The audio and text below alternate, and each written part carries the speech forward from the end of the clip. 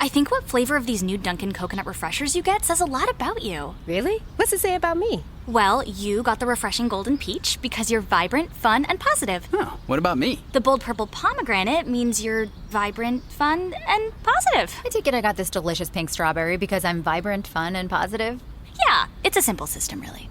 Share the shine. Enjoy a medium Dunkin' Coconut Refresher for $3. Order ahead plus earn rewards. America runs on Dunkin'. Participation may vary. Limited time offer. Excludes classic Dunkin' Refreshers. El nuevo Crispy Chicken Sandwich de McDonald's es... crujiente, tiernito, jugoso. Es pollo de McDonald's. Un mordisco y... ¡wow! Es el nuevo Crispy Chicken Sandwich. Ordena por anticipado en el app de McDonald's. Para pa pa pa. En McDonald's participantes. He's back.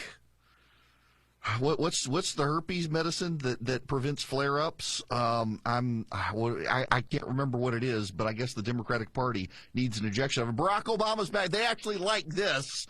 He's not the cold sore of the Democratic Party. He's the guy they trot out, who everyone likes. Barack Obama coming out to talk about the Republican Party right now. It's clearly the Democratic message bearers, the light bringers of the Democratic Party are failing when you trot out Barack Obama. Now, I'm sure he's got new projects, and that gives him the opportunity. He sat down with Anderson Cooper last night to talk about the GOP.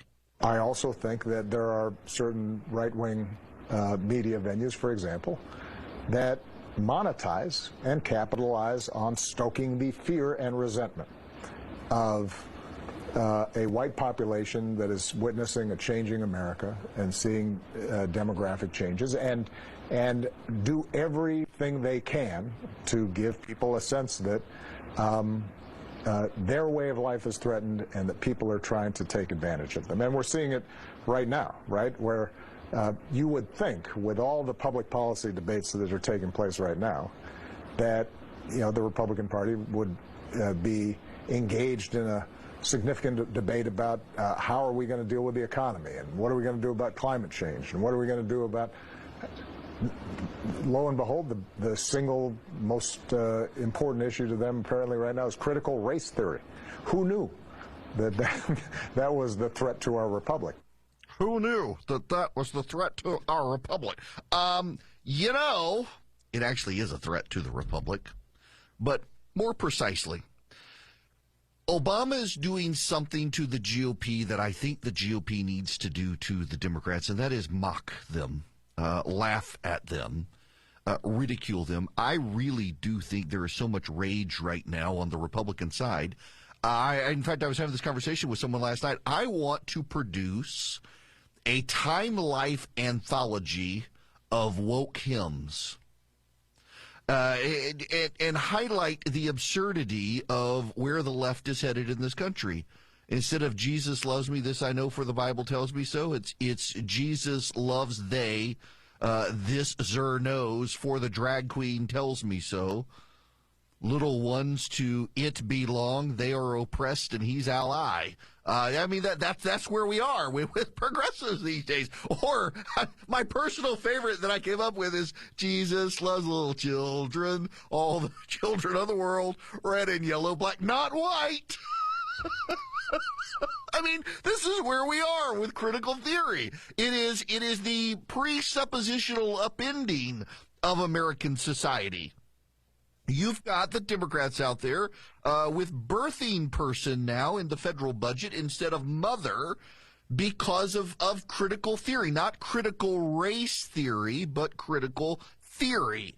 We focus so much on the race component of it. White people are bad. We leave out the overarching dynamics that interacts with transgenderism. Like, for example. You do understand, don't you? I hope that for a group of people who believe you have your truth and I have my truth, why is it then that you're not allowed to have the truth that transgenderism is a mental thing? Why must you believe that the boy really has become a girl? Well, the reason is because you're probably a white person, and a white person, therefore, it has a white heterosexual person, no less, and a white heterosexual person is the most oppressive species of man. What is it? Homo sapien crackerus or something for is the white person, and you're not allowed to. You're not allowed, if it's a cisgendered white person, is it Homo sapien saltine? And you're not allowed to dispute someone else's truth. So yes, none of it makes sense, but you're not allowed to point out it doesn't make sense, because if you do, you're the oppressor. And you know what you must be? An ally. We must be allies. Kumbaya, my lord, kumbaya. You gotta be an ally with them. And so Barack Obama comes out. I just think you gotta mock the insanity of these people. And Obama goes, who knows? Republicans see that critical race theory is the biggest danger. Well, presuppositionally it is, because it makes Democrats crazy people. And you can't even have a conversation on the same thing. Now, why is Obama out here? Well, there are a variety of reasons Barack Obama has decided to show up on Anderson Cooper's show, in addition to fatherhood and his podcast he's promoting and his Netflix series he's promoting. Man is getting rich. God bless him. American success story. I can't say that one on air.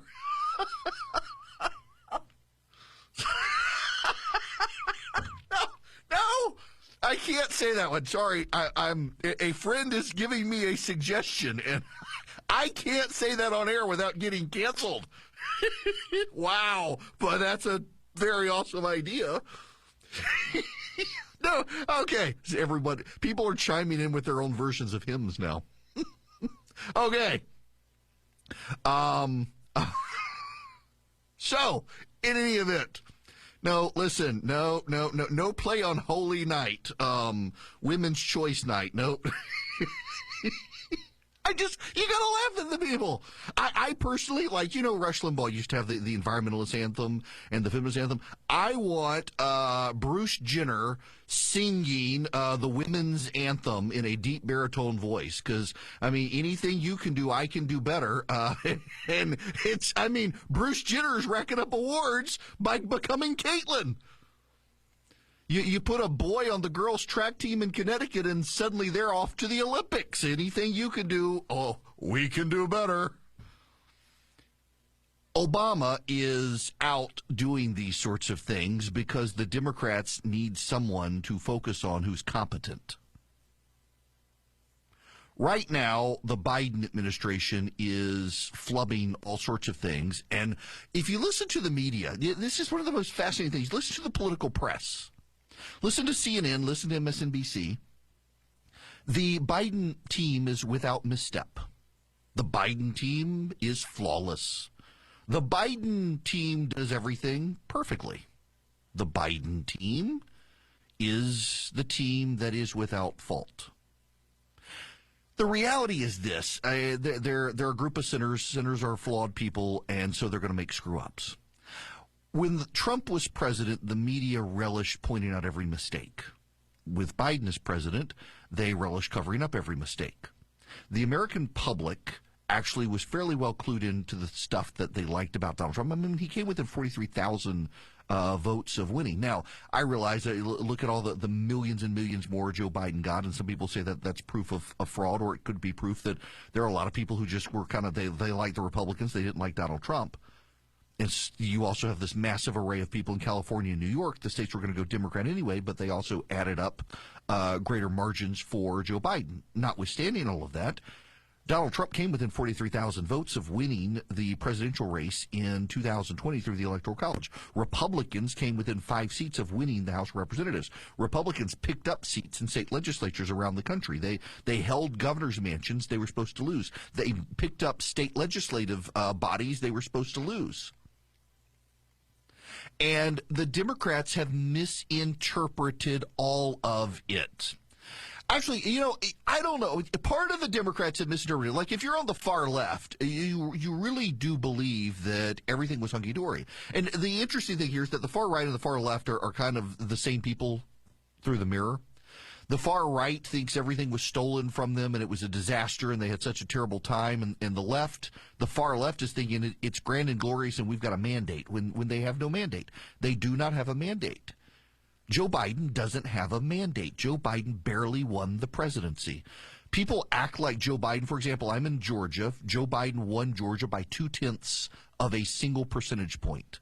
And the Democrats act like the man swept Georgia.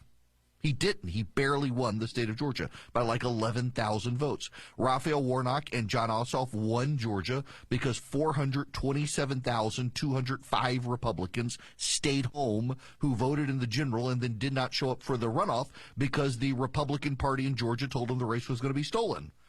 The former president of the United States told them it was going to be stolen.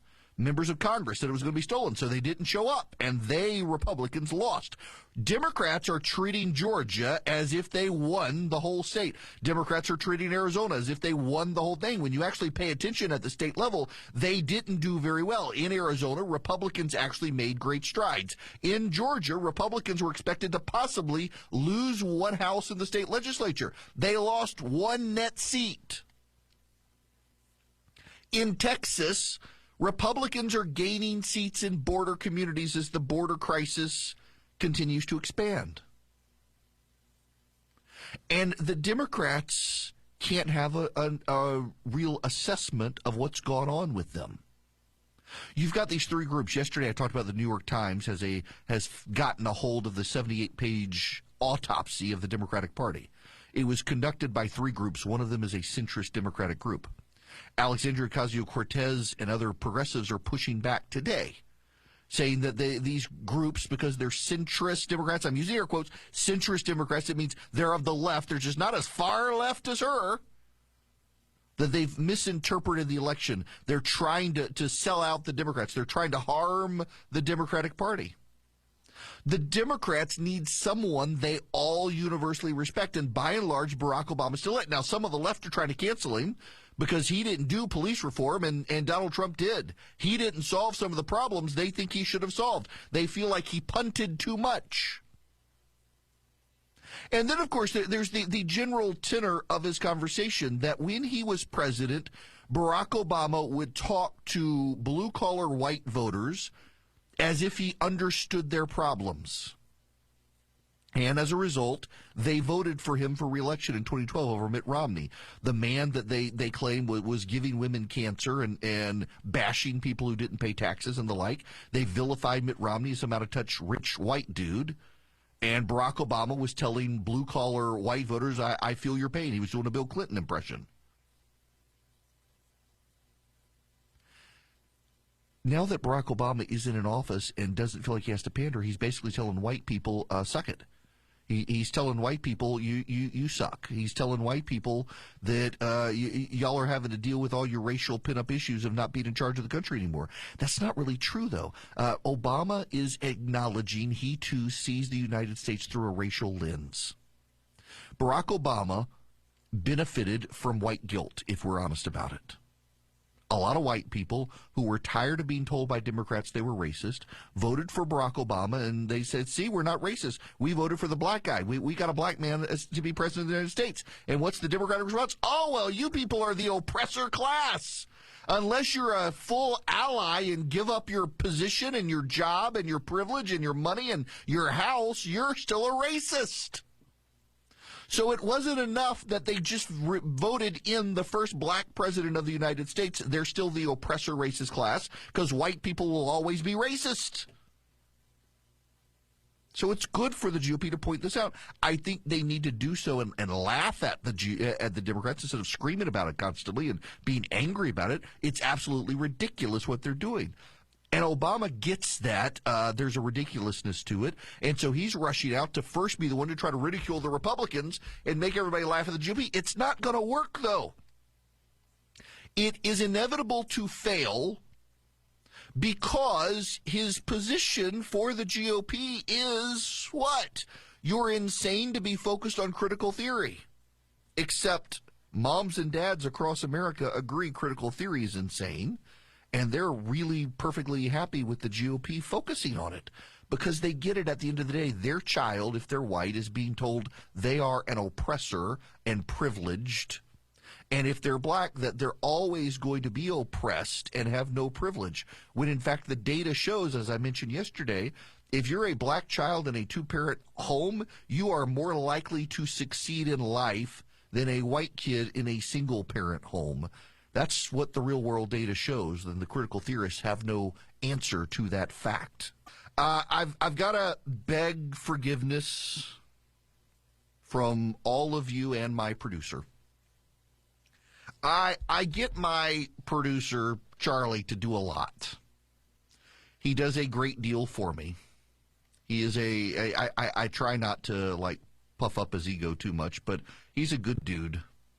There is one thing that he hates to do for me in this program, and I had to make him do it today for our collective edification. I required him to do it.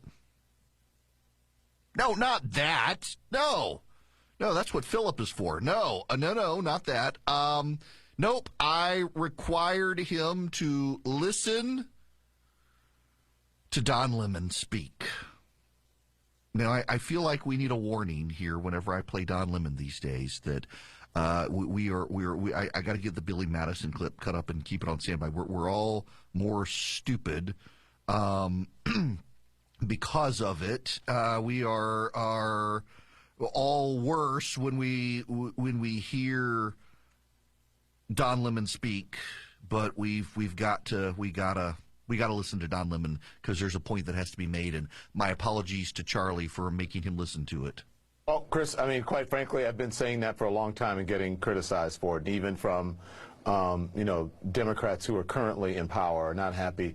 I just think if you're looking at just the raw politics of it, which I've said, Republicans are better. Doesn't mean that there are better people or what have you. I'm not saying any Democrats or Republicans are better, but they're better at the politicking, right? They're better at sticking together, and Republicans fall in line. Democrats don't. And that was part of what the former president said. Democrats, many times, they have these purity tests about everything, and they're holier than thou about many things. And you can't have that. The first rule of politics that Democrats need to figure out is that it's about winning. It's not about winning arguments. It's about winning elections. It's not about being who's more woke than the next person. First of all, why is Don Lemon, who's supposedly an objective news guy, giving the Democrats political advice? Because he's not an objective news guy. But also, Republicans say the same thing about Democrats. This is the level of tone deafness in the commentary. This kind of explains Don Lemon's ratings.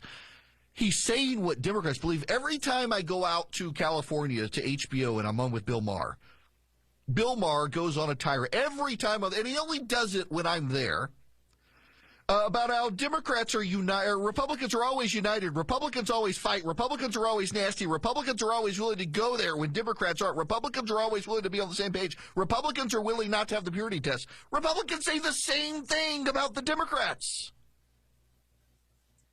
Democrats are nasty. Democrats don't have purity tests. Democrats are all about winning and wait till you win, and then when you win, you can have your way. You're not learning anything new from what Don Lemon had to say. And notice he's talking to Chris Cuomo about that, and they're agreeing about this. This explains CNN's ratings as well, that they're fixated on placating the Democratic Party, which already has a TV network. It's called MSNBC, and you can get smarter commentary about Democrats from them than CNN. You all thought I was making this up. You all thought I was. Let's just be honest here. This is an actual hearing, a montage of a hearing held on Capitol Hill last month. It features, among others, Cori Bush, Ayanna Pressley, Alexandria Ocasio-Cortez, Carolyn Maloney, Jimmy Taylor, and others. They are on Capitol Hill. They are having a hearing about the disparity in maternal and child survival rates in the black and white community. and they can't use the words mother or maternal. As we go into Mother's Day weekend, let us recommit our efforts and support to ensure that every birthing person across this nation is empowered and feels safe. We have not created an infrastructure to support birthing people. All pregnant and birthing people deserve to be treated with love. Birthing while Black should not be a death sentence. Health equity for Black birthing people is attainable. Mothers and babies and Black birthing people are important. We desperately need long-term fixes to support the healthcare needs of Black women and birthing people. The most marginalized Black and Indigenous birthing people. To systemically shift the way we approach health care for birthing people of color. And respectful of Black women and birthing people. The maternal mortality crisis among Black birthing people in the United States. Black birthing people and birthing people. For birthing people. Black birthing people. And our Black birthing persons. For all birthing persons in Louisiana. That birthing people want doulas and midwives. And support for birthing people during the postpartum period. There are not enough Black workers of color, leaving Black birthing people with limited autonomy or opportunity to receive racially concordant care. Protect Black birthing people and to save lives. Thank you, and I yield back. What is a birthing person? A mom? A mom? By the way, this was a hearing conducted right before Mother's Day, and they referred to it as Mother's Day, not Birthing Person's Day. So, by the way, so if mothers are now birthing people, what is Father's Day going to become? Non-birthing person parent day? Not that whole day. I got no idea.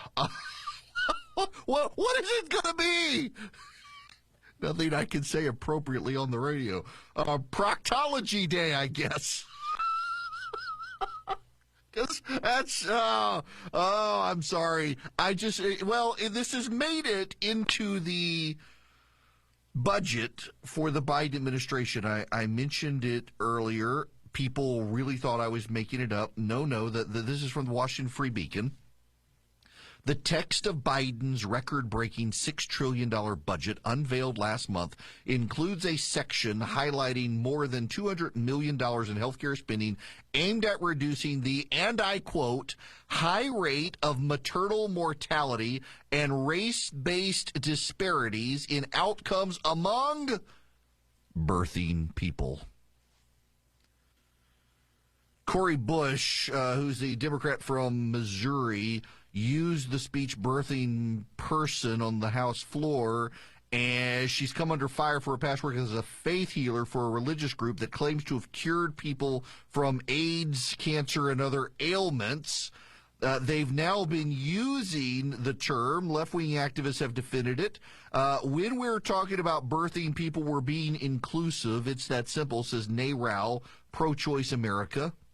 We use gender-neutral language when talking about pregnancy because it's not just cisgendered women that get pregnant and give birth. Reproductive freedom is for everybody.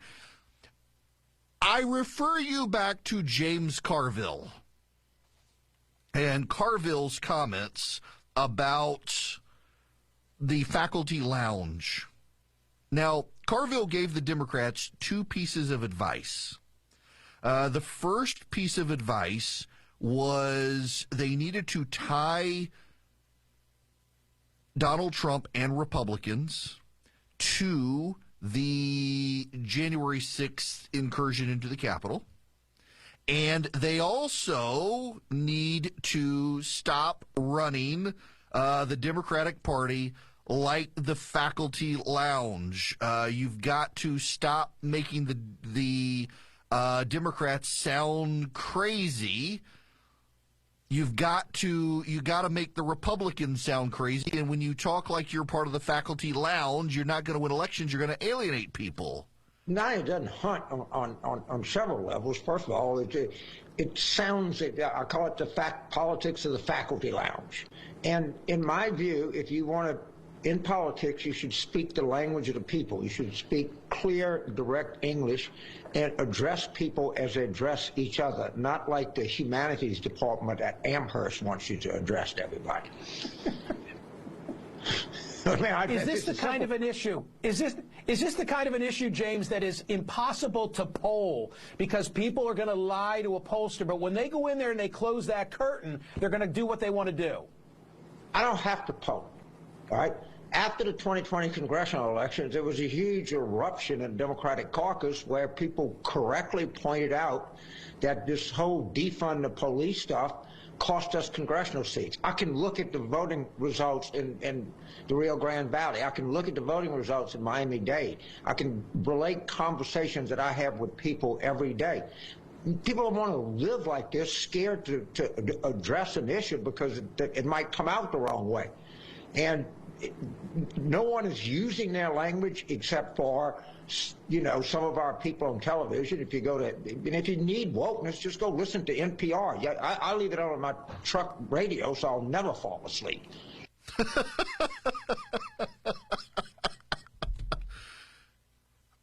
The consensus, by the way, among the people who are texting me and direct messaging me across social media is Father's Day will now be Sperm Donor Day, Birthing Person Day for Mother's Day.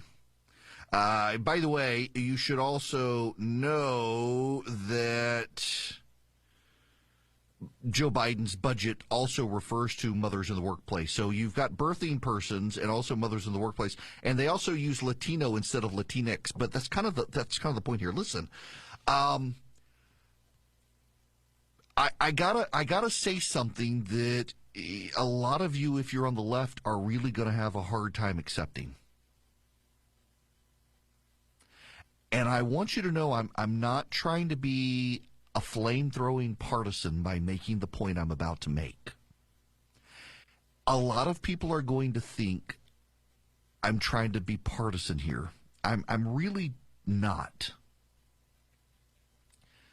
Donald Trump is closer to mainstream America than any person who unironically uses the term birthing person or Latinx.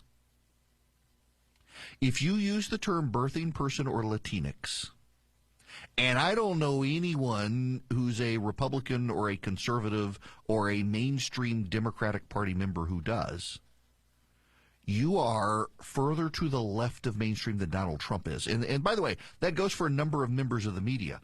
My wife, I've mentioned this before, my wife and I, we follow a person on Instagram who's a very, very good doctor who just is highly informed.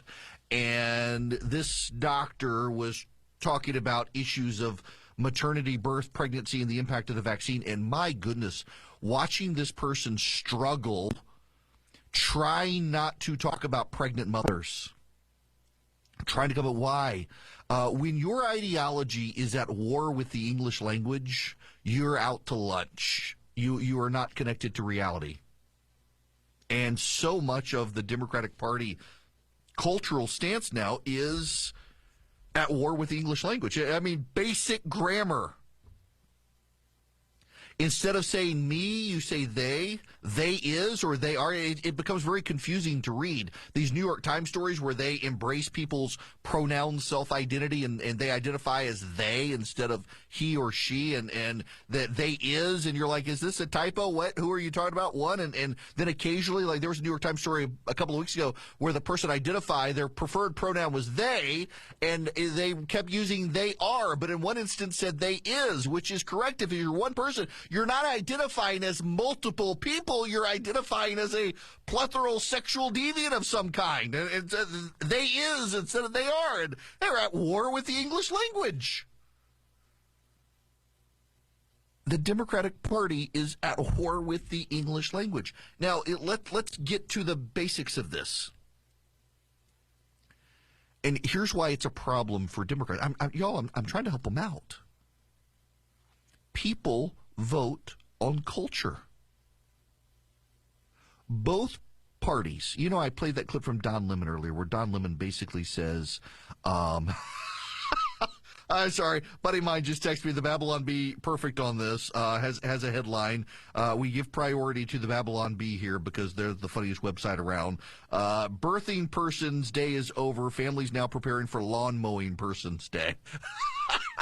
Yes, that's what it's going to be, Lawn Mowing Person's Day. So I played the clip from Don Lemon where Don Lemon says that the Republicans are always so united. It's the Democrats who just can't get in line, and it should be about winning and all, on and on and on. Whatever, but the larger point here is that the Democrats and Republicans, they say that about each other, but they also say something else about each other all the time, that people vote against their economic interests. Republicans talk about high-income earners. Why are you voting Democrat? Because if you're voting Democrat, you're voting for people who want you to pay more taxes. Of course, we know a lot of rich people don't really pay a ton of taxes. I'm going to get into that here with this ProPublica story in a bit. But Democrats always look at poor people and say, why are you voting Republican? You're voting against your economic interests. We'll give you a safety net. And, well, people vote culturally. People vote for their cultural interests. They don't vote for their economic interests, and Democrats don't seem to understand that. A Hispanic person, a black person, a white person who is a mom is not a birthing person. That makes it sound like it's her occupation. I'm sorry, I'm a birthing person. Can't you see me here? I'm birthing someone. It's just gross. Those little things offend people. You tell moms in the suburbs that you're no longer a mother, you're a birthing person. And by the way, this boy is going to now be on your daughter's track team, and he's going to beat her, and you got to treat him like a girl. Moms don't like that. The Democratic Party just made major inroads into the suburbs. They're doing everything possible to sabotage what they've just done. It's remarkable to watch. I got to tell you about something else that's remarkable. The Eden Pure Air Purifier. I've got them in my house. I wish I had one with me today. I'm actually in studio. They are handheld. They are a portable air purifier. They generate ozone. They wipe out odors from the air. They wipe out mildew, mold, bacteria. They are great at cleaning the air. My son, who has allergies, finds them useful. I mean, really doesn't wake up with a snoggy nose at night. I find them highly useful. I cannot recommend the Eden Pure Air Purifier enough. And it's filterless. You don't have to change the filter, which is remarkable. Saves you. This is a one-time purchase. You're not having to constantly buy filters all the time like printer ink cartridges. It's great. Here's what you do to get this. You're going to get $10 off the lowest sales price. You go to EdenPureDeals.com. Eden, like the Garden of Eden, PureDeals.com. EdenPureDeals.com. You'll see my name, Eric Erickson. You click on Eric Erickson. You'll see this deal for the Eden Pure Thunderstorm Air Purifier. That's what I have. You get what I get, what I bought, by the way. And then when you go to checkout, you'll see a little checkout code. You'll see it. It'll be, if you're on a website, it should be there towards the bottom or on the right-hand side if you're on a desktop computer. I get right and left mixed up because I'm Swedish. So you put Eric in the discount code box, ERICK, and you'll get $10 off their lowest sales price for the Eden Pure Thunderstorm. It's EdenPureDeals.com is the website. It is a great product. You will thank me later.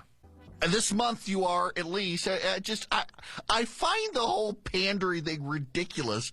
All of these corporations on social media, they change their logos on social media to rainbows for Pride Month, and they don't do it in... They don't do it in the Middle East. Nope. I mentioned this the other day. Somebody highlighted Volkswagen. Volkswagen, it's rainbow in Europe. It's rainbow in Canada. It's rainbow in the United States. But in Africa, the Middle East, and Asia, nope, no rainbow there. It's just pandering. Burger King has decided to take on Chick-fil-A with Pride Month pandering. According to Burger King, they've got their King. That's the hashtag. CHKING. The King. It's supposed to be chicken. They've choked it for you for Pride Month, and during Pride Month, even on a Sunday, they want you to know your chicken sandwich craving can do good. They're making donations to the Human Rights Campaign for every king sold. during Pride Month. Hashtag rainbow flag. That's right. You can get the Burger King freshly choked chicken sandwich on a Sunday. You can't get the Chick-fil-A bigoted chicken sandwich on a Sunday, after all. Chick-fil-A does not care. The thing here is that Burger King is trying to summon up the anti-Chick-fil-A sentiment that has populated the left these days. Remember, so many people on the left. I know someone who's a gay rights activist who won't eat at Chick-fil-A. He has deprived himself of the chicken sandwich preferred by Almighty God because Chick-fil-A, he thinks, is anti-gay. Now, Truett Cathy, who was the founder of Chick-fil-A, he and his family are conservative Christians, and they've given to groups that are conservative Christian groups. They've never explicitly given, by the way, to anti-gay organizations. They've given to Christian organizations that are perceived as being anti-gay because of support for traditional marriage and things like that. And so gay rights activists hate Chick-fil-A. Now, I've got a friend of mine who is one of the most flamboyantly gay people I know, who loves nothing more than to get chicken nuggets from Chick-fil-A. And I mean, these are his words, not mine. They actually soak their chicken in pickle juice, and he just finds that to be just a perfect thing. And he thinks that everyone should eat at Chick-fil-A. But I know someone who's a gay activist who won't eat there. What we find, however, is that the marketing campaigns of groups like Burger King are trying to take advantage of animosity towards Chick-fil-A to try to sell their own sandwich. They're pandering as if Burger King really cares. Their calculation is that the wokes will come to Burger King, and by the way, they're using mass-produced chicken. Did we not just read that article from Vox last week that the left is opposed to mass-produced chicken and chicken sandwiches? They are opposed to the fast food industry these days, except for the Beyond Burger or the Impossible Burger, whatever the fake burger is you can get at Burger King. They don't want you to eat beef, and they don't want you to eat chicken. So here comes Burger King trying to entice the wokes who are opposed to massive chicken farms to come eat their mass chicken-produced chicken sandwich, and they will give money to the Human Rights Campaign, and they want to stick it to Chick-fil-A for not being able to Sunday. Now, you know the most remarkable thing is Chick-fil-A is not open on Sunday, and Chick-fil-A has more sales than Burger King every year. Chick-fil-A is the number 2 fast food restaurant in the country now behind McDonald's.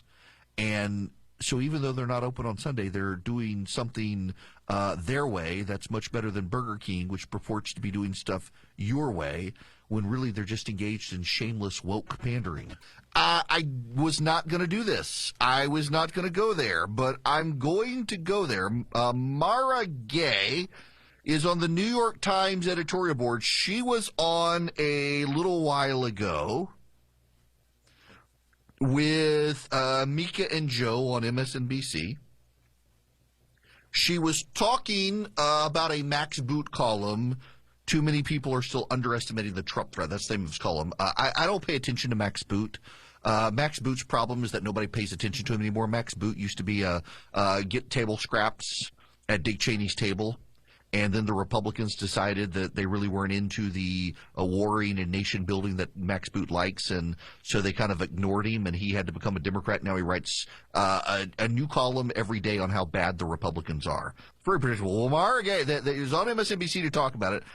You got to listen to this. This is really going to continue. I was on Long Island this weekend visiting a really dear friend, and I was really disturbed. I saw, dozens and dozens of pickup trucks with explicatives against Joe Biden on the back of them, Trump flags, and some cases just dozens of American flags, which is also just disturbing because essentially the message was clear. It was, this is my country. This is not your country.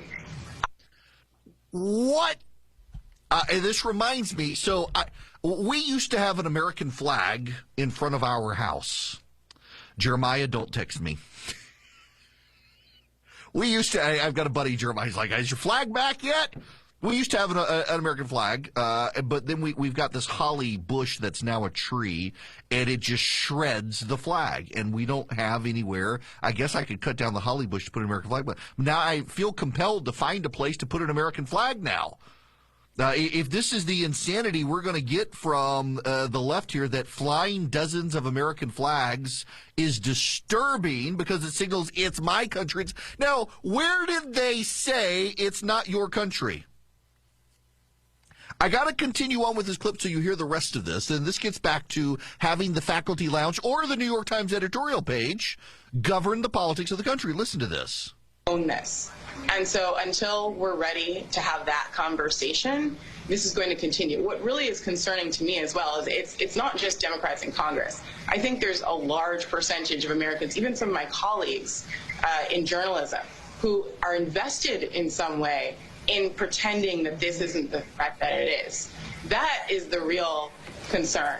Because, the Trump voters who are not going to get on board with democracy, they're a minority. You can marginalize them long term. But if we don't take the threat seriously, then I think we're all in really bad shape. Oh, my goodness. She also said, and I don't have it in this clip, but she also said that we've got to start thinking about Americanness as whiteness and whiteness as Americanness. Now, this is the problem with the insanity on the left right now.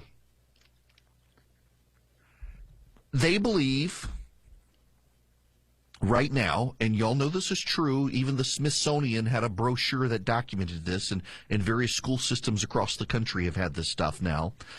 They believe that being on time, a belief in objectivity, a belief in scientific objectivity, a belief in truth, a requirement to show your work, that those are all characters of whiteness. Traits of whiteness. So if we believe America is what? Birthing person and apple pie instead of mom and apple pie. It's mom and apple pie and freedom and liberty. That's whiteness. That's not whiteness. That's actually America. Now, please forgive me. Please, I've got to confess something. Please forgive me. I don't like apple pie. I know. I don't like fruit, though.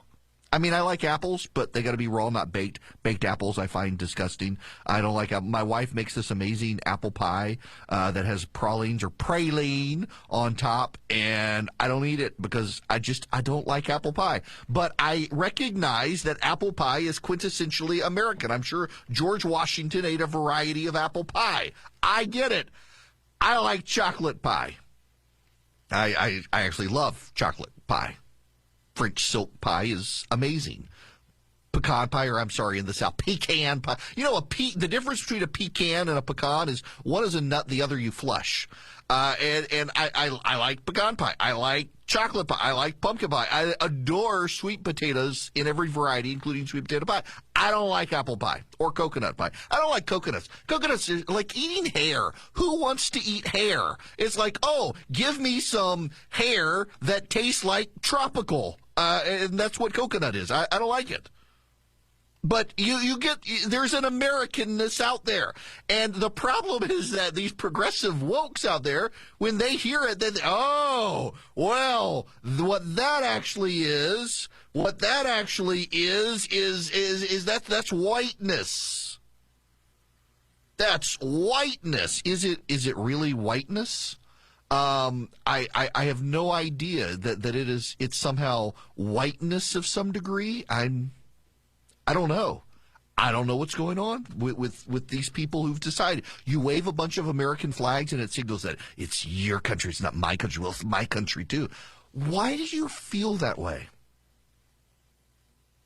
This really does say something more about the left than it says about white people.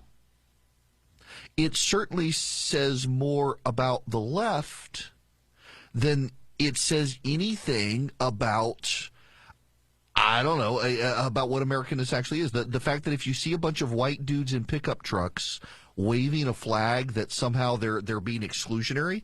Maybe they're just proud of their country. You know what? There's a great extrapolation to this is in England. In England, the intellectual elite in Great Britain believe flying the English flag is a sign of racism. It is very true that a white nationalist group within England has adopted the English flag as their symbol, as the England for Englishmen sort of thing. But now the intellectual elite in Great Britain have decided if anyone shows pride in being English, that they're racist. We're seeing that take hold within the intellectual elite in this country. Francis Schaeffer, the theologian, wrote a book, The God Who's There. He made the point that it takes about 30 years for the English sentiment, English secular sentiment to make its way here. We're seeing that now in this country with the elite. Pretty soon, it's going to be condemned if you fly. And in fact, in some parts of the country, it already is. Remember, we've had school systems in this country that put up the Mexican flag because they were predominantly Hispanic students and they didn't fly the American flag. In some parts, we're already there. This is the sort of stuff that people react viscerally to, though. I mean, now, clearly, there's a fringe of people, including the New York Times editorial board, that thinks if you fly the American flag, you're being bigoted. But overwhelmingly, it's the American public that looks at this stuff and says, you people are nuts. I'm not going to put you in power. And it makes a real difference. It impacts people. And when the Democrats say, why did these people vote Republican? The Republicans hate them. Well, it gets back to the point I was making yesterday. There's not a Hispanic voter in this country that views himself as Hispanic. There's not a Latino voter in this country who views himself as Latino. They view themselves as American. They view themselves as an immigrant from Venezuela, from Colombia, from Argentina, from Brazil, from Peru, from Paraguay, from Bolivia, from Mexico, from Honduras, from Nicaragua, from El Salvador. They don't view themselves as an ethnic identified class.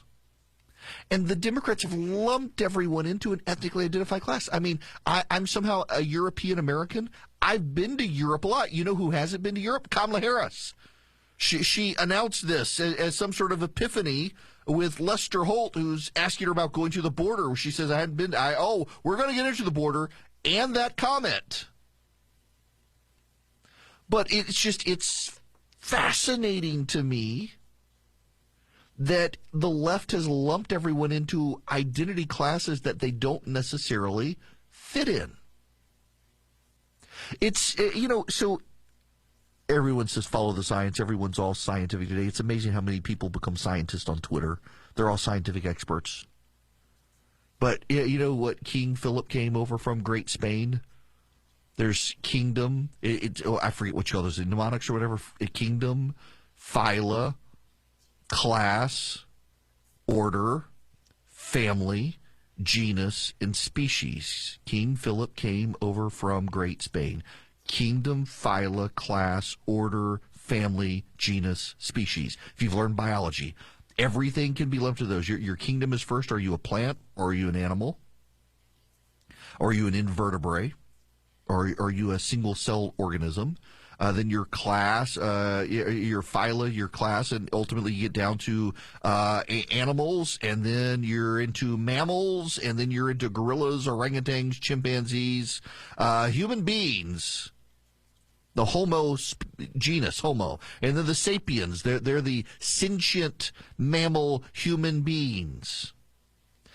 And what the left has done is they've prioritized this now into almost fake. The scientific order, the scientific categories were very precise to get to a category of animal or plant or single or invertebrate species. What the left has done is they're trying to create this new category on race. Are you Hispanic, or are you African? Are you European? Are you Asian? When people themselves don't actually think that. I mean, no one walks around and says, I'm a Homo sapien. No, you're a human being. No one walks around and says, I'm Asian. No, you're Chinese, you're Japanese, you're Korean. maybe the broader context of things, you'll say you're Asian, but as far as you identify as Asian, no, nobody does that. It's where I'm from. My dad's family is Swedish. My mom's family is from South Louisiana. This is why I stumble over my words and don't know my left from my right. But the left wants to categorize us all in this way, and it doesn't make intuitive sense to anyone other than people on the left. It's the language of the insane asylum spread out across society. And people react viscerally to that when it's imposed on them, when it's forced upon them to have to think in these sorts of ways. When you hear someone from the New York Times say they're offended by seeing dudes in pickup trucks waving American flags because it makes her feel like she doesn't belong. Well, that's on her. It's not on them. They're not trying to make her feel like she doesn't belong. But there's an understatement here too with this clip. You heard Mika Brzezinski behind it. I've seen when Myra Gay is talking about seeing pickup trucks on Long Island. You mean Trump voters aren't just in the South? You mean Trump voters aren't just a phenomenon south of the Mason-Dixon line in Alabama and Mississippi and Louisiana? You mean they're everywhere? Maybe instead of speaking of them as if they are some zoological creature behind bars in a zoo, recognize they're your neighbor. Recognize they're your neighbor.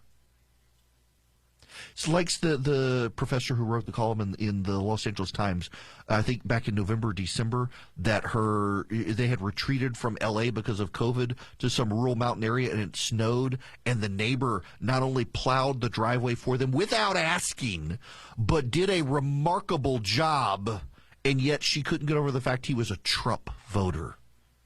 How could I thank him for plowing the snow out of my driveway so perfectly when he was a Trump voter? This was an actual column in an actual newspaper bought by a progressive. It's not the Trump voters saying you don't belong by flying an American flag. It's progressives interpreting it that way because they really do divide up the world in ways conservatives don't, between black and white. I don't know conservatives who divide the world between black and white and Hispanic and Asian. I know a lot of progressives who do, and they think I'm the racist for not doing it. And they divide people up between Trump voters and non-Trump voters and who's good and who's bad, as opposed to just loving your neighbor, kind of the secret of life. This is probably why liberals are so unhappy these days. I don't know if you know this, but Joe Manchin is a racist. Jamil Hill said so. Jamil Hill finds everyone a racist who she disagrees with. This is one of the bizarre tics that has taken root on the left is everything you don't agree with is racist. Everything you do agree with is pure as the driven snow. It's very bizarre. So Manchin is a racist. We'll get to that. But first, I gotta spend a moment on Bitcoin and Colonial Pipeline. I started to play this audio yesterday from, what's his name? Roy Blunt. I got to spend another moment digesting this audio on the hack attack on Colonial Pipeline, which wasn't really a hack attack. And I want to explain that. But first, you got to listen to Roy Blunt. He's a U.S. Senator from Missouri talking about Colonial Pipeline. On one question you asked Chairman Warner, could we say that companies have to guarantee their system to be a U.S. vendor or whatever the other guarantee might be? The truth is we haven't been able to guarantee our own system. You know, on the solar winds, they got in the government system as well. We didn't know they were there. We don't know how long they were there. We're not absolutely sure they're not there still. And so, you know, saying that companies would have to meet a standard we can't meet would be one thing. And let me make one other point. On the Colonial Pipeline, there was a very simple way in. They used an old account that was no longer even a person who, that account was not even part of the system anymore, but it wasn't taken out of the system. There was a place where maybe a two-part authentication would made a big difference. We've worked hard on this both in Intel and the Republican Policy Committee, trying to alert companies but also our own colleagues of how broad the danger could be here. And I'm glad this is getting the attention it's now finally getting. It took gasoline and beef. Well, that's right. And for us to think this is really a serious problem. That's right. No. Okay, let me reiterate what the senator from Missouri notes. there wasn't some sort of nefarious hacking attempt. They were able to log on to Colonial Pipeline's system using the account of someone who didn't even work there anymore. Colonial hadn't done the IT work they need. Like at my company, every month or so I got to change my freaking password. At Colonial Pipeline, apparently you can be gone from the company and they leave your account active. And I bet Joe Blow's password was password.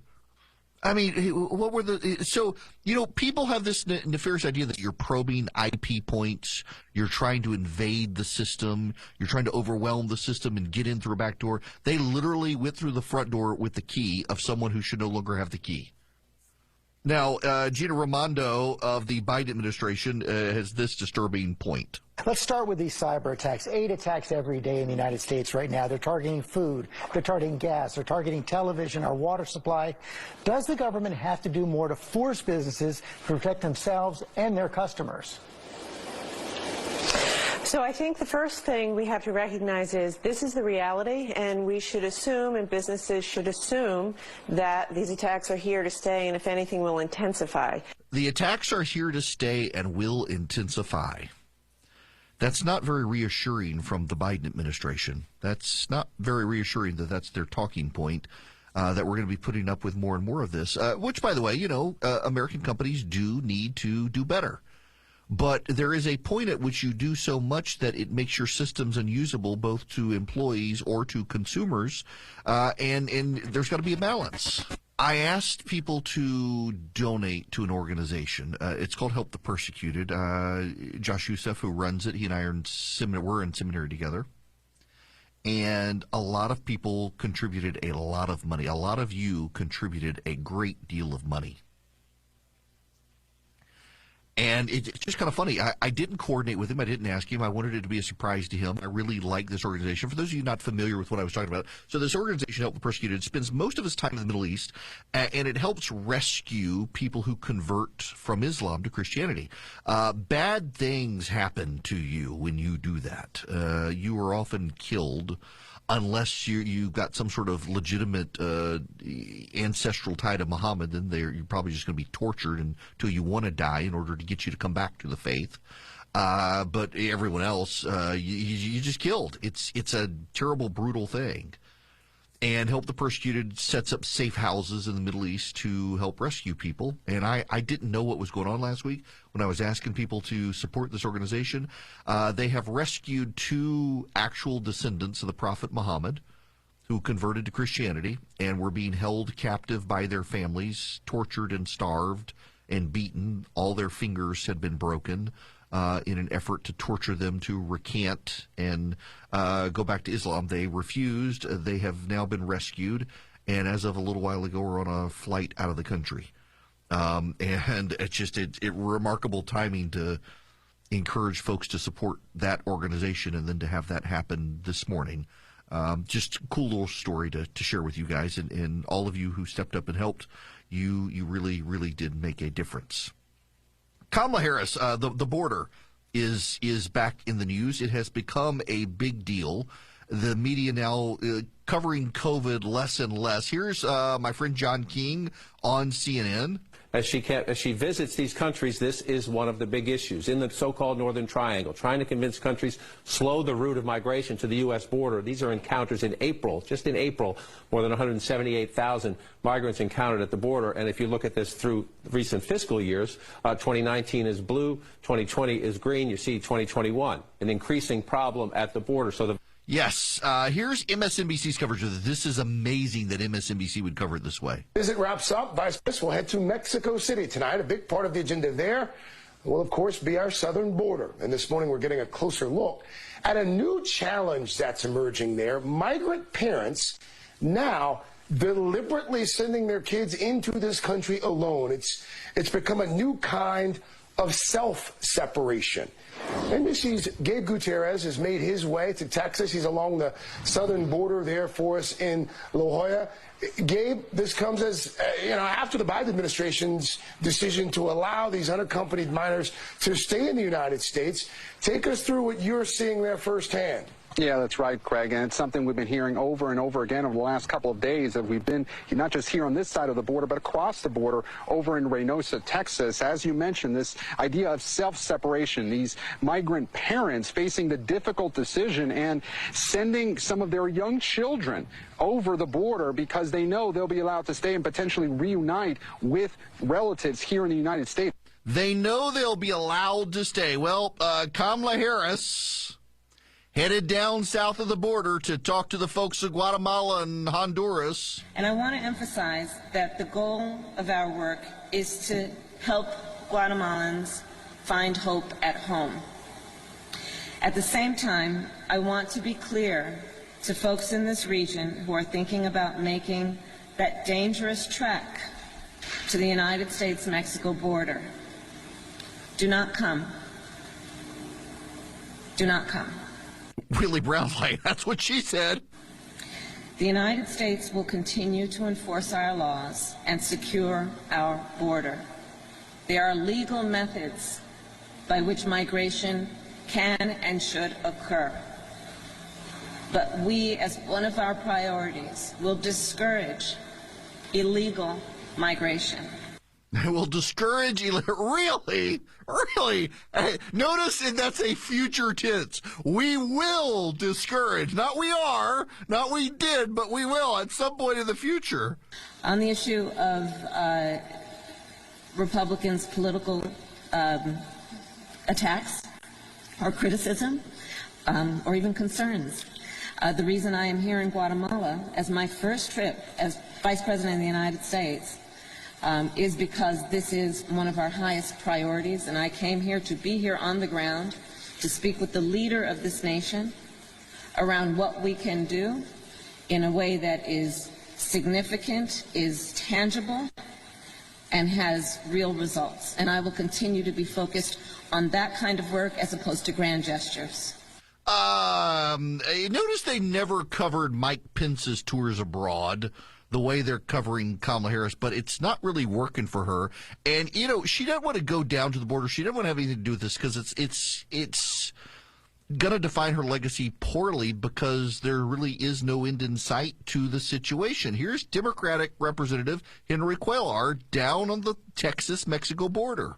We have to show a way that we can slow down the number of people coming in from Central America. If we don't do this, I can tell you that the areas that I represent, the border communities, they're frustrated. I'm telling you, they are frustrated.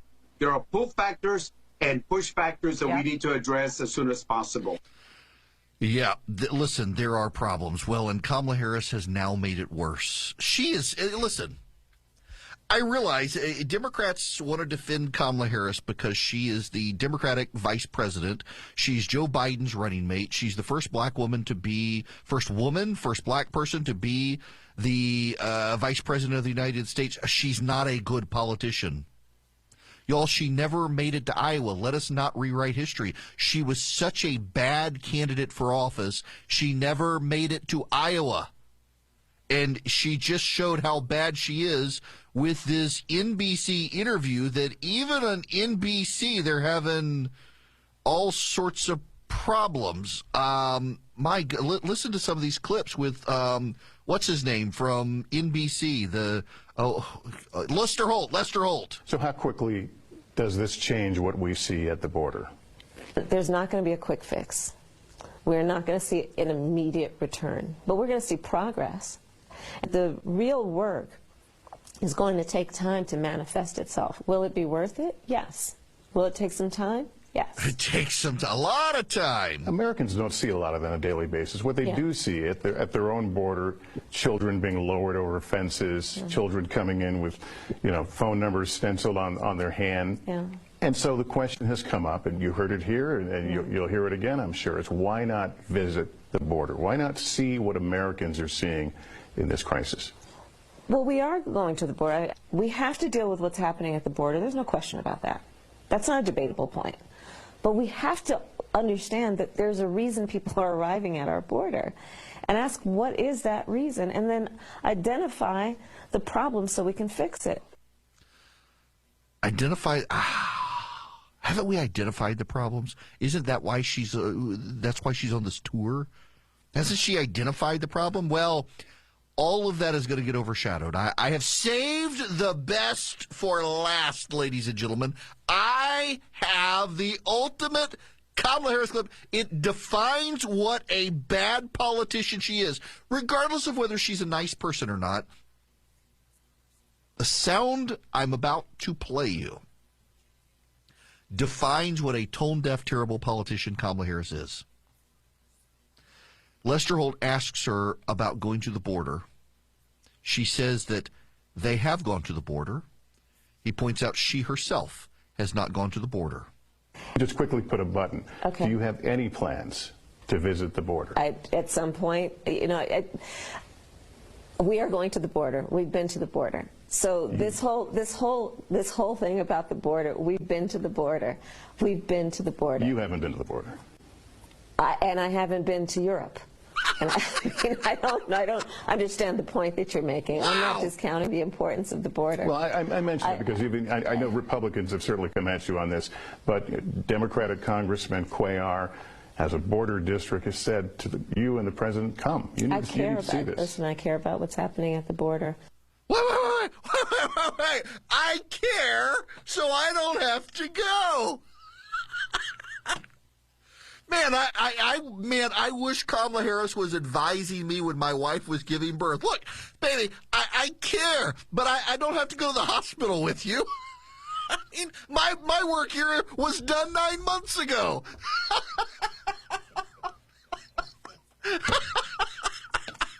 I did my bit for King and Country. You go to the hospital, I don't have to be there to see it. Cut the cord? What the? No, I'm not cutting the cord. I like Netflix and I like cable. What?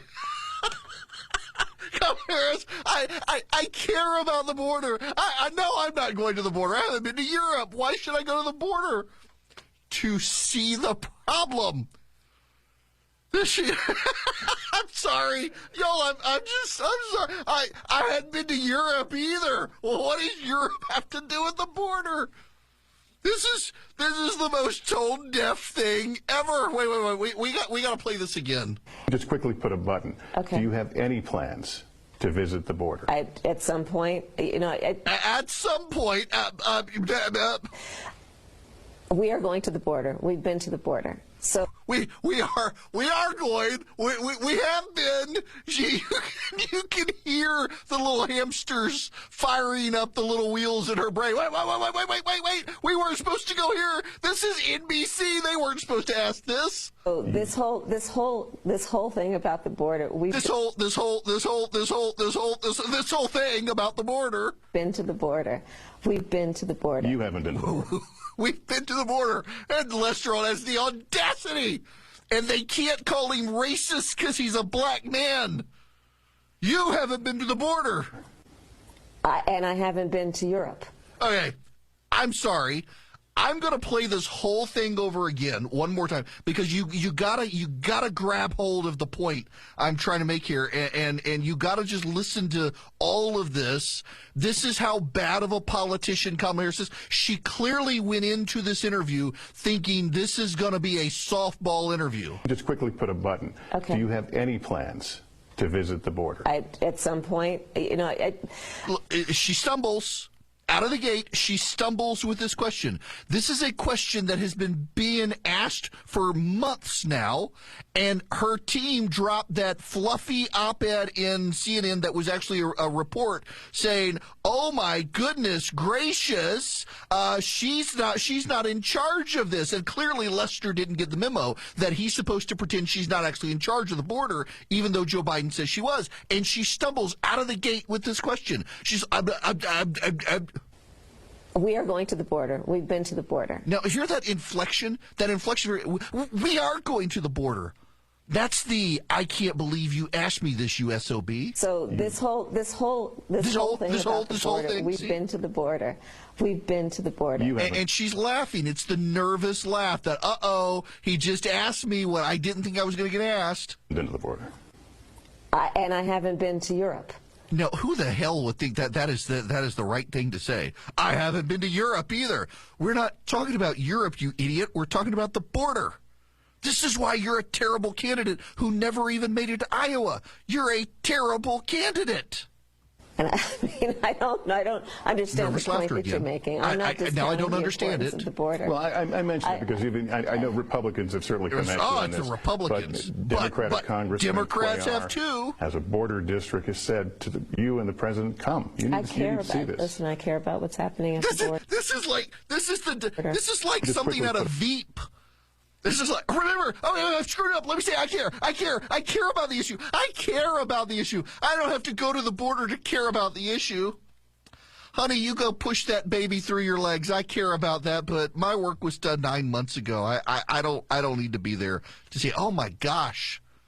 Yeah, listen, my wife would have probably preferred that I not go because I wound up falling asleep and snoring. But I mean, before the show began, she's getting an epidural. I didn't need to be there. I was trying to download Batman and I fell asleep. But I was there. Kamala's like, I don't need to be there to care. I care. I haven't gone to Europe either. You think I don't care about those European people? I want to be just like them. That was bad. That was real. Even the Today Show couldn't hide how bad it was. And the Today Show, they're like first in line to hump the leg of the Biden administration. When they can't cover for her, you know it's bad. Where the hell are the cicadas? I mean, I've been waiting for them. I've been collecting my recipes.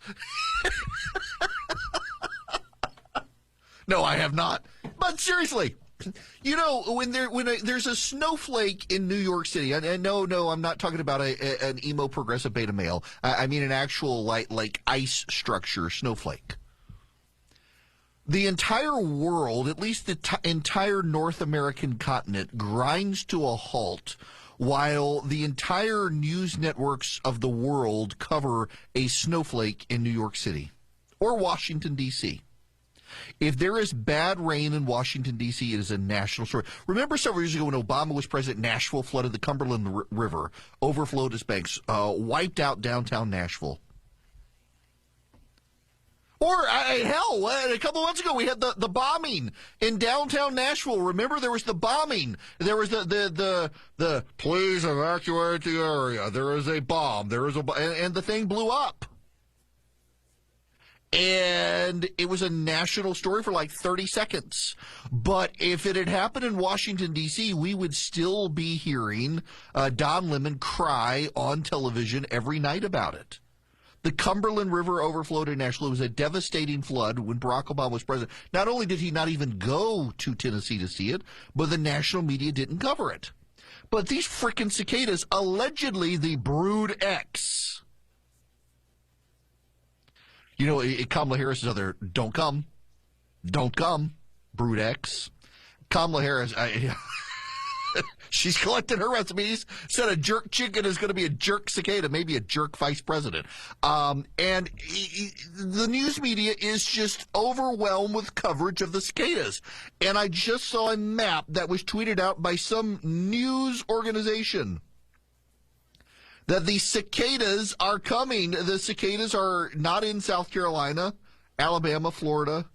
So, what the heck? Okay, so they're like not in the Confederacy except Tennessee, North Carolina, Georgia. And let's be honest, North Carolina is more and more like, I mean, you got Yankees moving into North Carolina. But Georgia, Tennessee, North Carolina, Kentucky, Virginia, West Virginia, Maryland, Delaware, New Jersey, New York, Pennsylvania, Ohio, Indiana, Illinois, Michigan. I haven't seen a cicada.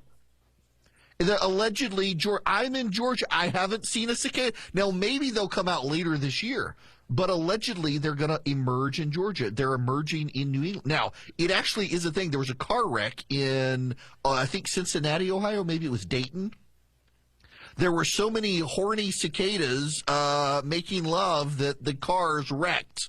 I don't quite understand why. They covered the windshield or something, and someone swerved and caused a wreck. In Northern Virginia, a buddy of mine said he was literally out trying to cut the grass and could not cut the grass because there were so many cicadas they were clogging up the lawnmower. That's gross. That really is gross. I'm going to gag now.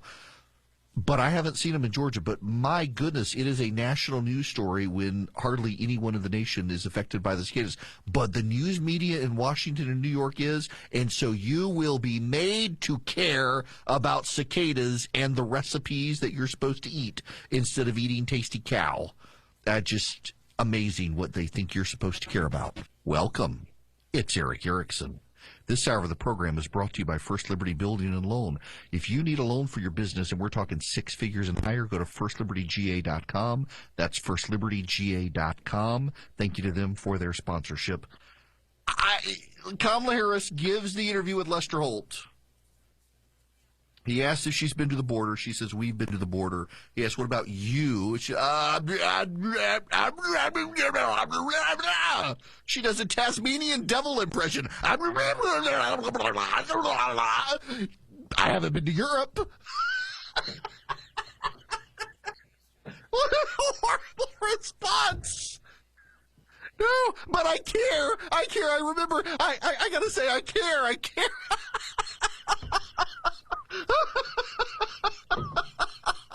What a horrible response. You knew, you had to know it was coming, except. I'm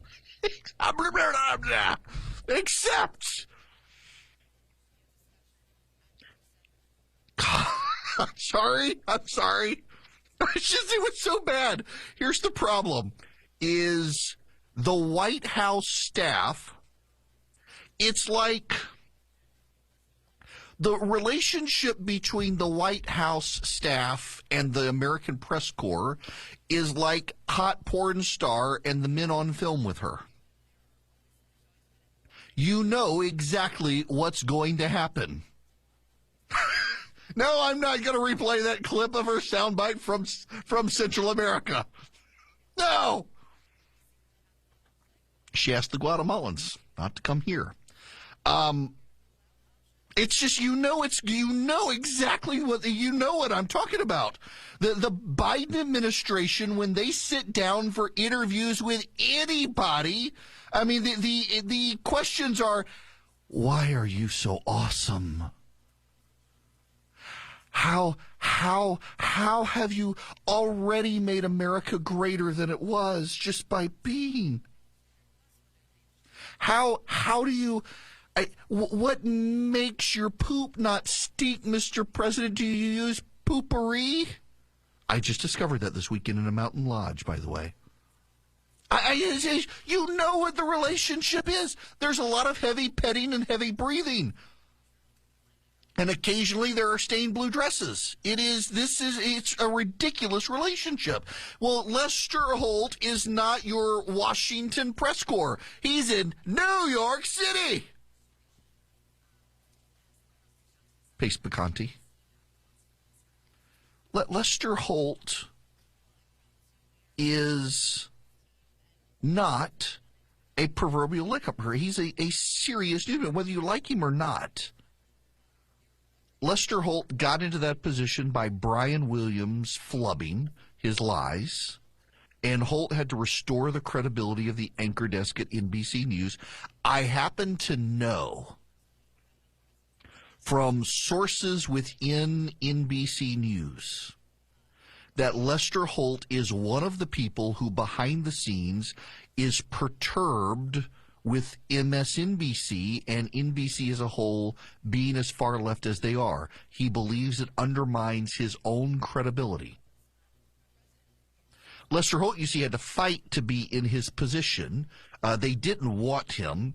When they threw him there, they wanted to make a big deal out of the color of his skin, downplay his professional credentials to be the head of NBC News, to be Tom Brokaw's replacement after Brian Williams had been groomed for it.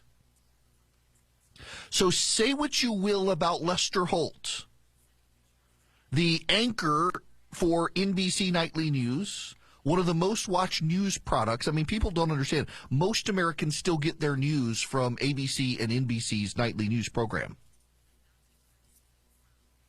And he's trying his best. He may be lean left. I'm sure he does. But he tries to be fair. And every interview Kamala Harris has done has been with someone who just wanted to hump her leg like a little chihuahua. I mean, they want her jerk chicken recipe. They want to know what makes her fabulous. They want to talk about her pearl necklace. No, not that one. Willie Brown is not involved in the interview.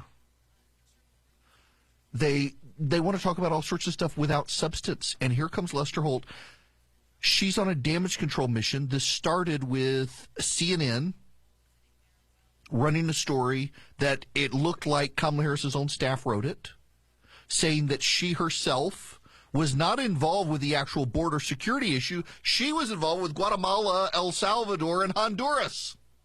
She was involved in that, not the rest of the border. Who cares what the old man said? Plugs is crazy anyway. Kamala Harris wanted damage control. She wanted to distance herself from the very project the President of the United States assigned her to be in charge of. She's never gone to the border. Republicans have made a big deal about her not going to the border. Henry Cuellar, a Democrat in South Texas, has made a very big deal about her not going there. She says it's not her job. She goes to Guatemala. She sits down with Lester Holt, and he asks her the question that has galvanized political conversation in this country about Kamala Harris for the last 4 months. Why has she not been to the border? And her response is, well, I hadn't been to Europe either, bro. As if, why are you asking me this? I thought you were going to ask me for another recipe. Good gracious, that she was not prepared. This is a larger problem for the Democratic Party. Henry Cuellar is highly respected Democrat in South Texas. He is a Democrat. He is a partisan Democrat. He is a Joe Biden supporter, and he is telling the Democrats they have problems. Look at McAllen, Texas this weekend. McAllen, Texas, 85% Hispanic. They voted for a Republican mayor. And the Democratic response is, well, actually, it was a nonpartisan race. They elected the chairman of the county Republican Party to be mayor of McAllen, Texas. Well, it was only 9% turnout, and he only won by 200 votes. He won! He won. Those South Texas counties, Hillary Clinton beat Donald Trump down there by 30 to 40%. Joe Biden barely won. In one county, it went Hillary Clinton by 35%, and then Donald Trump went 10% against Joe Biden. A 10% margin of victory. In southern Colorado, all of the southern border counties in Colorado are most overwhelmingly more than 50% Hispanic, and they all went for Donald Trump. In Florida, everyone in the media said, oh, those Puerto Ricans, they now outnumber the Cubans. Florida's going to turn blue. They voted for Donald Trump. Hispanics in Texas were supposed to go Democrat. They voted for Donald Trump. They voted for Greg Abbott. They voted for John Cornyn. They voted for Ted Cruz. They voted for Dan Crenshaw. They voted for Chip Roy. They voted Republican. The Democrats have a problem. They've divided up people by made-up classes that do not exist. Hispanic and Latino do not exist. And yet the Democrats have forced us to treat them as if they do. They have a problem. They have a messaging problem. Jonathan Martin writes for the New York Times. He got his start at National Review. And he highlights this from Meet the Press. Meet the Press, their first read, it is the daily political email from NBC News. It's actually very good.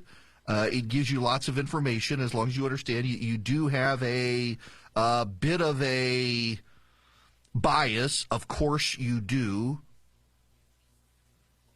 But think how screwed up the messaging is. This is Chuck Todd writing. Progressives are livid at Senator Joe Manchin. Once again, civil rights leaders are meeting with him to express their displeasure. They're planning a moral march in his home state of West Virginia. all over a bill, H.R. 1, the For the People Act, that doesn't have 50 votes in the Senate, that President Biden hasn't barnstormed the country for like he has for infrastructure, and doesn't address the issue of state officials possibly subverting the vote count in future elections. It's hard to think of an issue where there's been a bigger disconnect between the activist left and Democratic leadership, especially when Democrats have controlled both the White House and Congress, especially when H.R. 4, the John Lewis Voting Rights Act, has Manchin support and backing from Lisa Murkowski, a Republican senator, though it's unclear if there's any other GOP support for the proposal. H.R. 1, the For the People Act, was designed as a messaging bill that includes not only voting rights protections, but redistricting reform and campaign finance reform, and now Democrats have an activist base that's upset and disappointed over a bill that never had a chance for passage in a 50-50 Senate.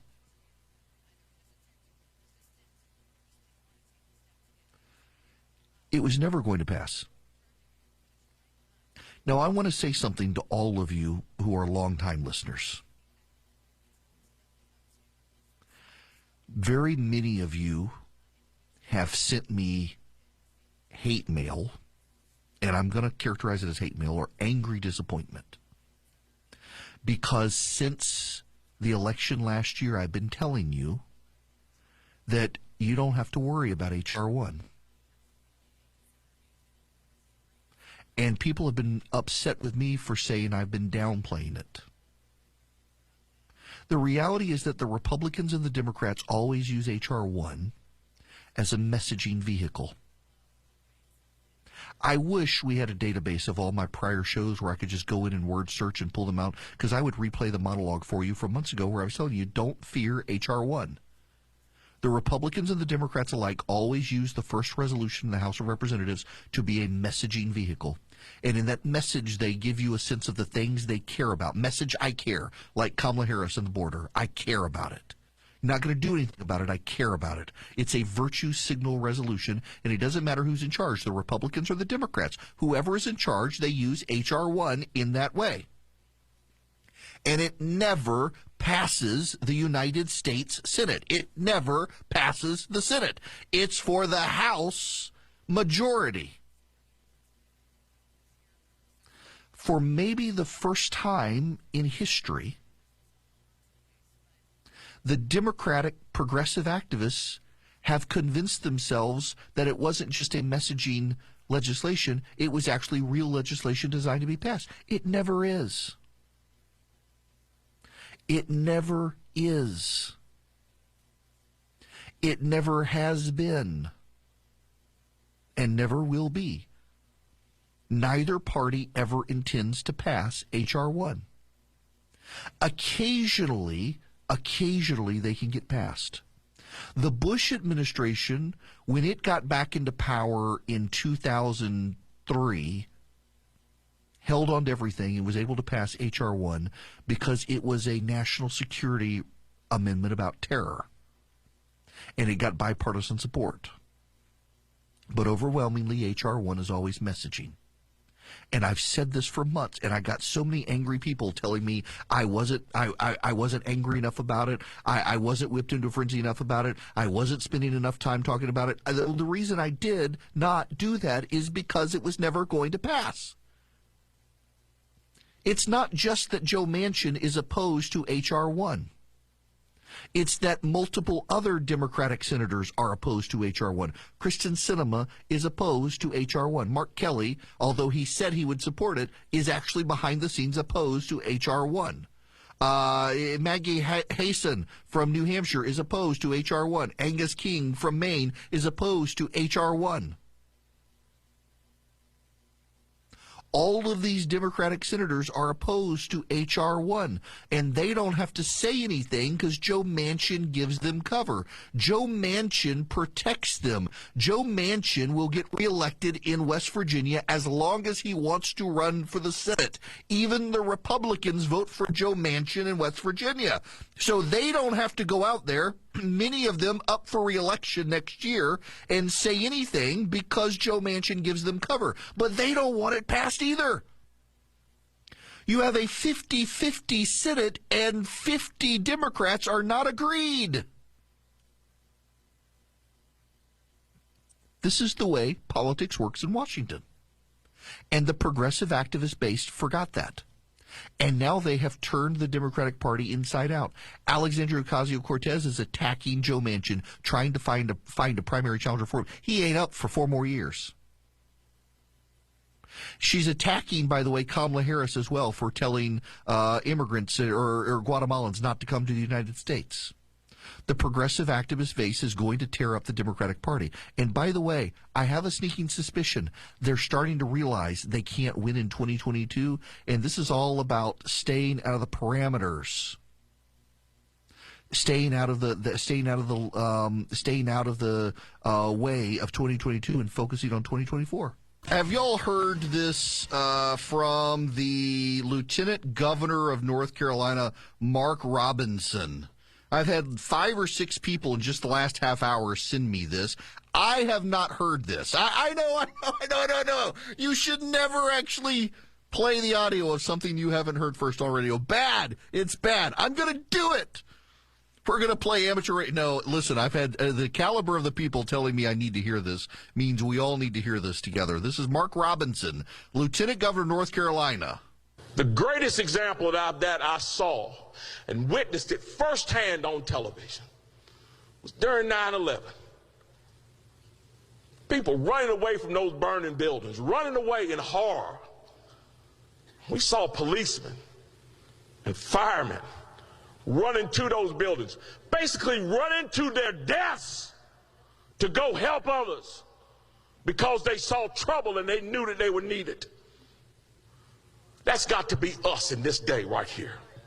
We've got to run to the trouble, folks. And what is the trouble? The trouble is the Biden administration that is seeking to turn this country into a socialist hellhole. The trouble is Antifa that wants to roam the streets and beat you into submission. The trouble is Black Lives Matter.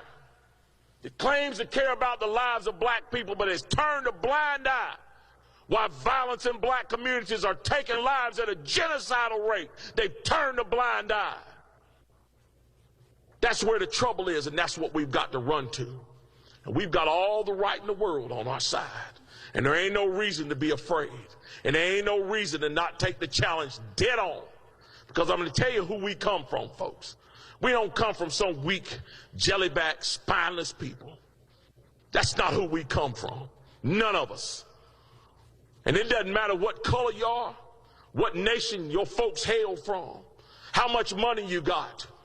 We all share the same name. We are Americans. And at Bunker Hill, there was Americans. And at Fredericksburg and Gettysburg, there was Americans. And at Iwo Jima, raising that flag on Suribachi, it was Americans. And at Pork Chop Hill, there was Americans. At Quezon, there was Americans. And on 9/11, there was Americans who ran towards those burning buildings. That is who you share your heritage with. That is Mark Robinson, the Lieutenant Governor of North Carolina. Yeah, we may have to get him on the show. My goodness gracious. That's a powerful speech. He could be a preacher. I wonder if he was a preacher. McConnell has just come out against the John Lewis Voting Act, which is the more reasonable of the 2 Democrat voting reform measures. He's against this one, too. It's going to die. They're not going to get rid of the filibuster. They don't have enough Republican votes to go along with it. I'm sorry. I'm so used to Republicans seeing their agenda scuttled by the left and by squishy Republican senators. It's just great to watch the Democrats have to deal with this. Has Biden gotten anything done? Even on infrastructure, they can't seem to get anything done. They're just having the hardest time. It's like Chuck Schumer doesn't know how to operate in the Senate. He doesn't seem capable of doing it. And now you got the hysteria being driven up on this. Here's Jim Clyburn from South Carolina. You know, when I used to teach history, I used to tell my students all the time, I don't want you to remember but 2 dates. When I was studying history, people tell me about the dates. 476 A.D. 476 A.D., that's the year the Roman Empire fell and cast the whole world into darkness. And it did not come to light again until 1066 when William the Conqueror opened it up again. And if we're not careful, the greatest democracy on the face of the earth, will go the way of the Roman Empire. The history is very clear. And so I would say this is not a Democratic problem. This is not a problem for Democrats. This is a problem for every person in these United States of America, and we had better wake up, or we are going to find ourselves going the way of the Roman Empire and many others since. You got that? You got that? Elections. Y'all, come on. I mean, they make it too easy. The elections, election reform, that's what led to the fall of the Roman Empire. Wait. Emperor. Yes, an emperor was in charge of Rome. They didn't have elections for the leader of Rome. Y'all, why are people so stupid? Why? I gotta get my coffee mugs. You know, I gotta go to a thing in a couple of weeks, and I've got these nice tumblers, coffee tumblers. I use them for the show, and I've got some from back when I owned the Resurgent, and I don't have any for the radio show, and I need some, and so I got some so I can take to this conference and give as gifts to a few people. And on the backside, I started to go with people are stupid, but considering it's a bunch of Christians at this conference, the truth matters most, which I also say on the radio. But people are stupid, and truth does matter, and stupid people don't know the truth of the truth. The Roman Empire did not fall because they didn't have a Voting Rights Act. It did not fall over the election. The Roman Empire fell because by the time the Roman Empire fell, it wasn't even the Roman Empire anymore. The capital had moved to Constantinople, and everybody, whatever. You know, it was Constantinople. Byzantium. Istanbul was Constantinople. That's how the song goes. It was Constantinople, and they moved it over there. You know, the later Roman emperors, they never even went to Rome. It was a cesspool. The Roman Senate was just a bunch of old dudes complaining, kind of like MSNBC on the weekend. People didn't care about Rome. So when the barbarians invaded, you had the Western Roman emperor who was a kid and, I guess, done away with, but it was kind of irrelevant by then. The whole idea here that there was some sort of it's just nuts.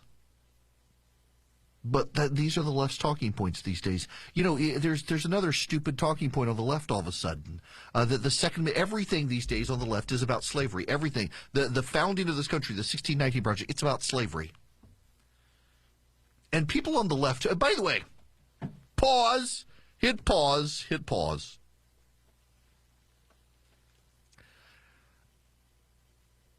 The left has decided to redefine everything in America as about race and slavery. And that actually says more about them. They are the ones obsessed with race. They are the ones obsessed with slavery. The rest of us just want to move on, live our lives, love our neighbors. No, we must account for slavery. We must account for it. It's insanity. But it's where the left is right now. And everything in America must be rewritten to be about race. And now comes Carol Anderson, who has written a book, The Second, Race and Guns in a Fatally Unequal America. And CNN has this headline. David Harsanyi over at National Review points this out. The Second Amendment is not about guns. It's about anti-blackness, a new book argues. NPR claims the author uncovered the racist roots of the Second Amendment. They're trying to do this with the Second Amendment and claim that it's racism. Now, here's one problem. Like all the other problems, is you know who the fastest growing group of gun owners in America are? Black people.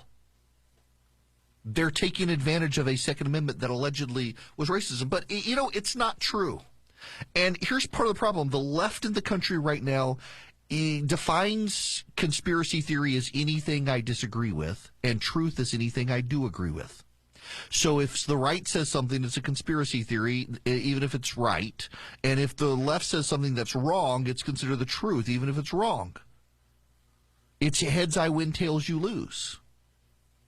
That's what the left is doing. And so now the Constitution with the 1619 Project has been redefined as all about slavery.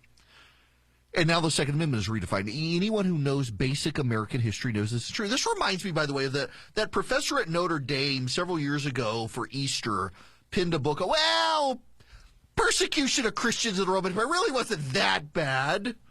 It's overstated. The Christians overstated. Everybody on the left wants to restate things, and they use a credential, and the media gives them cover because they're telling the media what the media believes. Like the Christians in Rome, and this is why, there are things that work me up. Let's admit it. There are things that make all of us mad. We're all human. But a lot of people get mad at me these days. The number one thing that makes people mad at me, ironically, it does make me laugh. And I realize it's the day and age we're in, but I read the mail that comes to me. And the thing that gets more people mad at me from the right than anything else is that I don't get angry about the things that make them angry. And they're angry, like H.R. 1. I got so many people mad at me that I wasn't worked up about H.R. 1. I knew it was never going to pass. It's not me retconning a memory. I mean, I've been telling you guys for months it wasn't going to pass. It was messaging. It was never designed to pass. They're not going to get rid of the filibuster. The Democrats don't really want to get rid of the filibuster, even though they say they do. But people get mad at me. Yeah, I'm so pissed off about X, Y, and Z. Why aren't you? You must not really be one of us if you're not mad about it. Everybody else in talk radio is mad about it. You got to be mad about it, or you're not really one of us. Y'all, I've read the end of the book. I know how it ends. I'm on the winning team. Why should I be mad about this stuff? The religion whose adherents were used to light the streets of Rome as their bodies burned and survived and grew and took over the world, there's really no reason to be enraged about this stuff. But we had that Notre Dame professor who tried to rewrite the persecution of Christians and say it really wasn't that big deal. They literally were crucified to wooden crosses, which were then burned at night to light the streets of Rome. Yeah, the persecution really was that bad. But you had a history professor who wanted to make the case otherwise. The media agreed with it. So the media put this woman, she was on NPR, she was on CNN, she was on MSNBC, she was in the Washington Post, she was in the New York Times, she was in the LA Times, she was in USA Today. All around Easter, rubbing it in the nose of Christians. Well, actually, that persecution the early members of your church did, it really wasn't that bad. The flames just tickled them. It was like barbecue. Y'all all like barbecue, you Southern Baptists. And now here comes this woman, Carol Anderson, the second. Race and guns in a fatally unequal America. And here we are, the usual suspects, CNN and NPR, giving legitimacy to her claim. In fact, NPR does this. Historian uncovers the racist roots of the Second Amendment. Do black people have full Second Amendment rights? That's the question historian Carol Anderson set out to answer after Minnesota police filled Philandro Castile, a black man with a license to carry a gun. In the 1990s, after the assault on the Branch Davidian compound in Waco, Texas, the NRA condemned federal authorities as jackbooted government thugs. But Anderson says the organization went virtually silent on Castile. They actually didn't. They actually did release a statement. Now, here's the thing. See, what they do is they interview her, and they don't really question her. This is how they get away with it. They allow her to say things, but they don't have to contradict her. Here's the truth. The Second Amendment, the right of the people to keep and bear arms shall not be infringed. It's actually in the English Bill of Rights. And the English did not write it to protect slavery in England. They wrote it to protect landowners from the monarchy. And the American colonists brought it over here. This is basic American history. And this is the shtick that